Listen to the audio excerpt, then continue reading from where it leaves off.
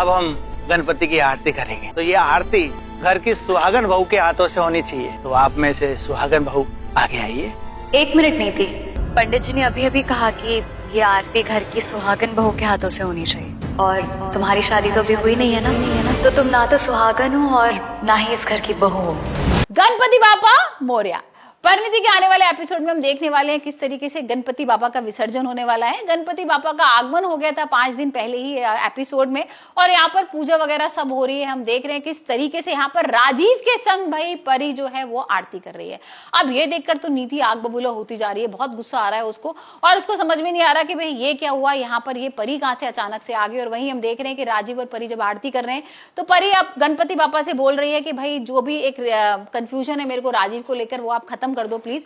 तो पंडित जी नीति आरती नहीं कर सकती। तो फिर कौन करेगा ये आरती? आरती वही करेंगी जिनका अधिकार है, इस घर की सबसे बड़ी बहू ताई जी। आइए पप्पा की आरती कीजिए और अपनी बहू होने का फर्ज निभाइए। थैंक यू पुत्र, आज तूने मुझे फिर से मेरा खोया हुआ अधिकार दिला दिया।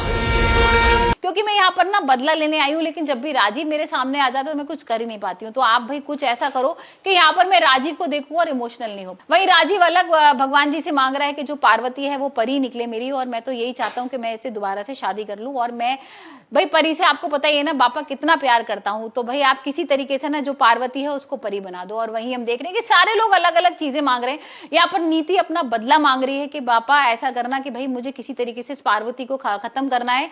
गणपति बप्पा के आशीर्वाद से अब इस घर में वही होगा जो आप चाहती हैं ताई जी। आपका सम्मान, अधिकार सब आपको वापस मिलेगा, और नीति को उसकी असली जगह। बप्पा आते ही आपने तो खेल बिगाड़ दिया हमारा। प्रजा जी के हाथ में कर वापस आ गया ना, तो हम तो गए। बचा लेना बप्पा। और आप मुझे इतनी शक्ति देना कि मैं इसको खत्म कर पाऊं, इसका दी एंड कर पाऊं। वही हम आगे देखेंगे कि यहाँ पर भाई पंडित जी बोलते हैं कि आरती करो, और आरती पे यहाँ पर बड़े लोगों को बुलाया जाता है, और वो बोलते भी हैं साथ में कि भाई कोई सुहागन हो वही आना आरती करने के लिए।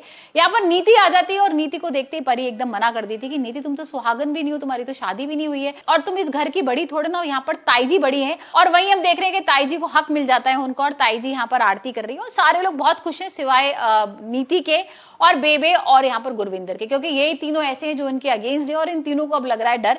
गुरविंदर तो भाई कह ही रही है कि अब तो ताई जी आरती कर रही है यहाँ पर, अब तो गड़बड़ हो जाएगा, और सारा जितना राजपाट था ना हमारा यही सब छीन लेंगी, और हमें लग रहा है कि अब हमें घर से बाहर निकाल दिया जाएगा, और हो सकता है सच भी सामने आ जाए। वैसे तो सच सामने आना ही है, क्योंकि दिलजीत को जेल के अंदर बंद किया हुआ है।